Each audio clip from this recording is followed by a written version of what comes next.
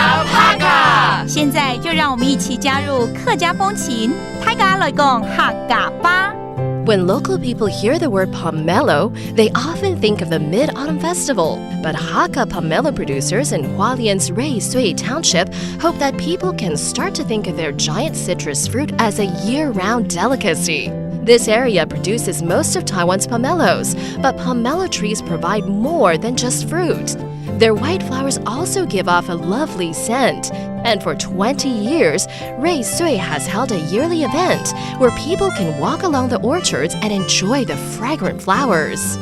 Welcome back to Talk About Hakka here on FM 100 ICRT. Hello， 大家好，我是宾果 Leo。Hello， 你好，大家好，我是 Joseph Lin。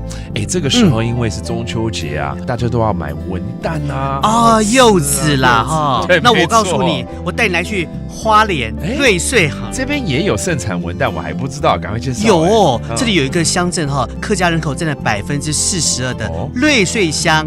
哎呀，他们的种的这个文旦也是很有名啊，而且啊，我非常喜欢他们的一种产品是什么？文旦柚花蜜把它做成就是可以泡茶的这个文旦产品嘛，很好喝，很棒。就是因为文旦柚在这边是栽种的面积非常的广，大概有600多公顷，每年的产量有1600万斤呢。哇塞，这个我吃不完了。你当然吃不完。你看这个文旦这么好吃啊，但是它的产期会比较短一点，就是在中秋节附近啊。所以呢，现在花莲县他们的农政单位啊，就希望能够拓展外销，让这个国外的朋友能吃到好吃的文旦。是，而且他们也用技术去开发，希望不单从花朵到果实，从果皮到果肉都要充分的利用。不用，因为可能可以做成香水啦，没错，其他的产品啦，对不对？调味料啊，什么都有可能呢。对对对，所以这样子我们未来这个文旦的这个产期呢，就不单只是一个中秋节短期的应景水果，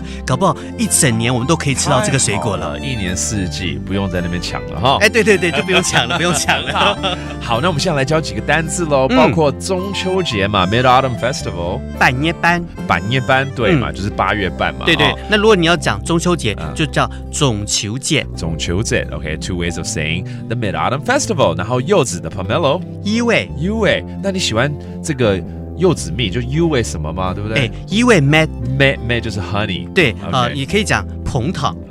蓬糖。Okay, that is the pomelo honey. Now you know that is today's Talk About Hakka. 什么大家？俺只say 张来了。